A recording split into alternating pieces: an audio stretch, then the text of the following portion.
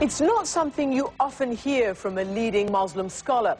A fatwa, a religious declaration that unequivocally states terrorism and suicide bombings are the biggest enemies of Islam.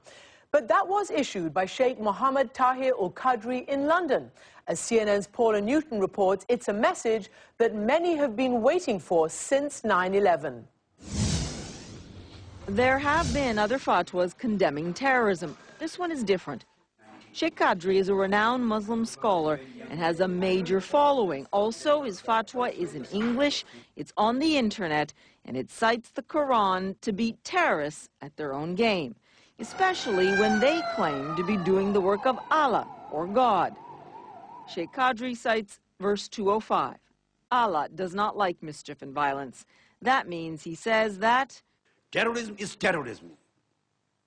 Violence is violence. It has no place in Islamic teachings.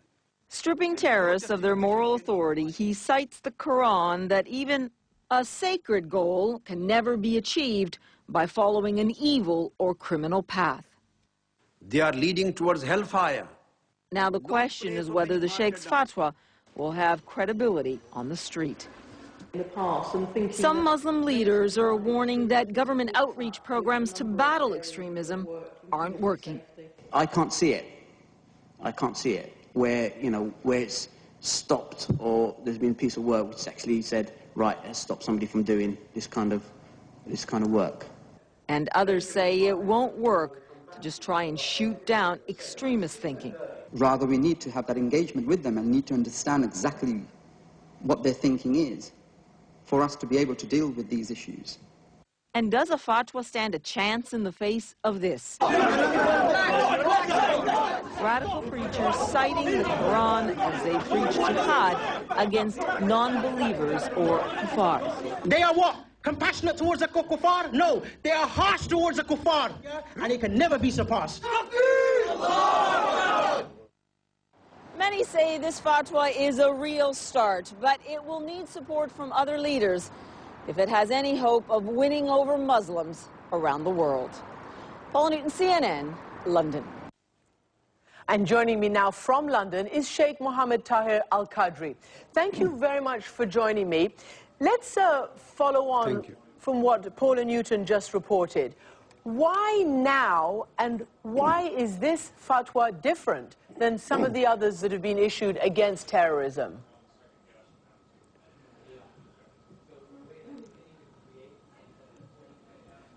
Sheikh QADRI?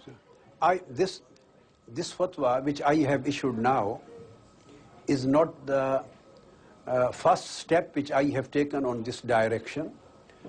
I wrote a voluminous book on human rights soon after 9/11, which described and elaborated the same concept at that time. So does that mean, was published.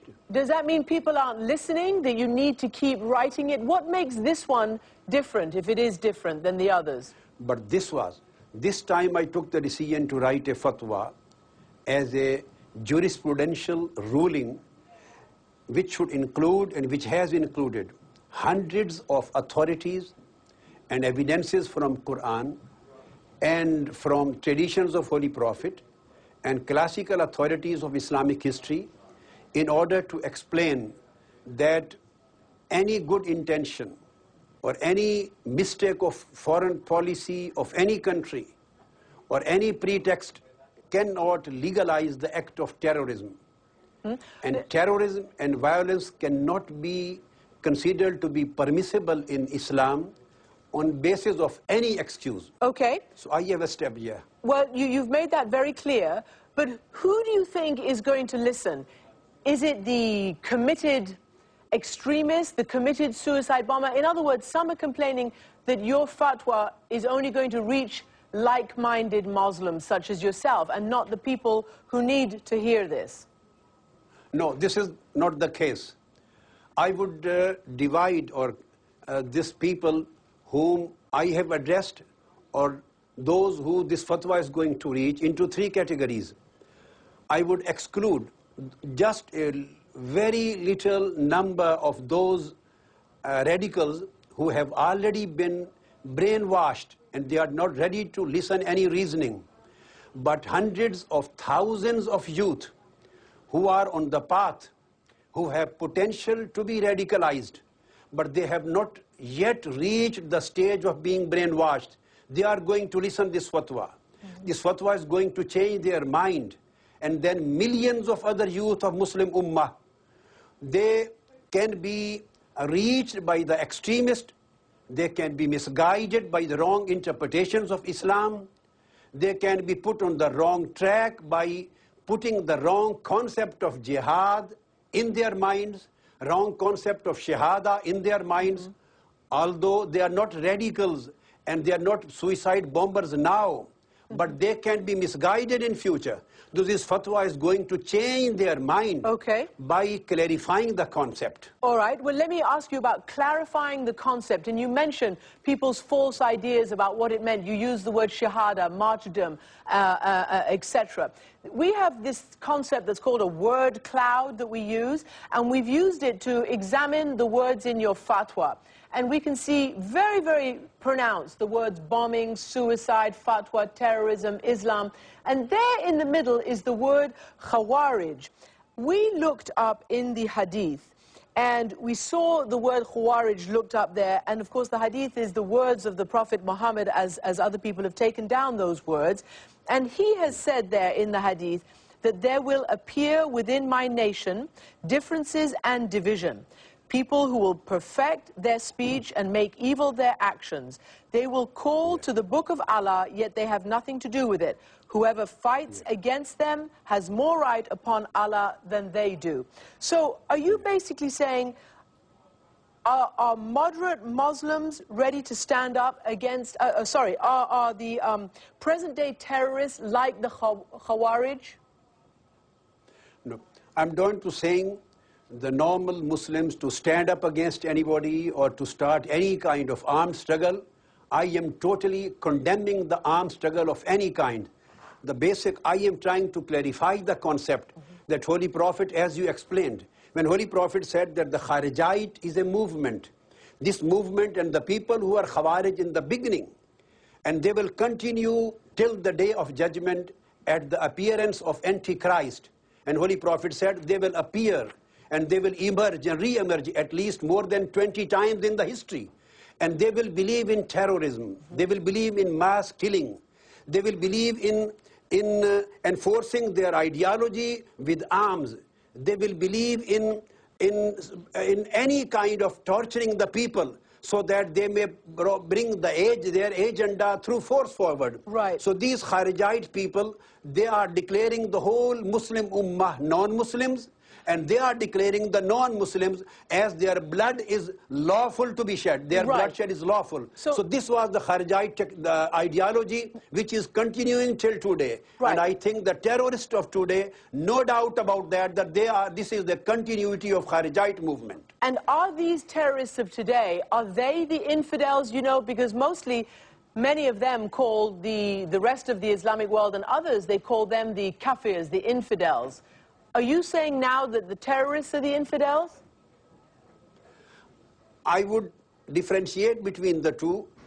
Those who are extremist in their views, I don't say them as Khawarij. I am declaring Khawarij those who are committing suicide bombings against humanity. They are committing they are committing mass killings. And their ideology and their faith is that they consider mass killing lawful. They consider the peaceful or civilian population of non-Muslim countries, killing of them they consider lawful. This is the Kharijite ideology which Holy Prophet mentioned. Okay, I want to ask you a personal question. A friend of yours, a cleric, Mr. Naimi, was a close friend of yours, and he also spoke out against extremism and terrorism. There we have him on the screen. He was assassinated after issuing a verbal fatwa on national television. Are you afraid now that you've come out and made this very powerful statement? Are you afraid for your own life? I'm not afraid of any human being on the surface of earth.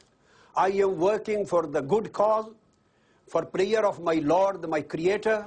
I am working for a peaceful atmosphere for humanity. I am working to bridge up the East and West and Muslim world and the Western world to remove the hatreds, to remove all misunderstandings, and I am working and striving for the peace, bringing the peace back to the minds of people, to the spirits of people, while fighting against every kind of divisions and clashes. All right. So this is a good cause. I am not afraid of anybody. It depends upon whatever my Lord wants. If I have to live, I will live. Otherwise, I'm not afraid of this circumstance. And on that Anybody who is afraid of these situations, he will never write these kind of fatwas. He will never declare this kind of truth is truth. One have to live for truth and to die for truth. And on that note, Mr. Sheikh Al-Qadri, thank you so much indeed for joining us from London. And thank you very much too. Thank you.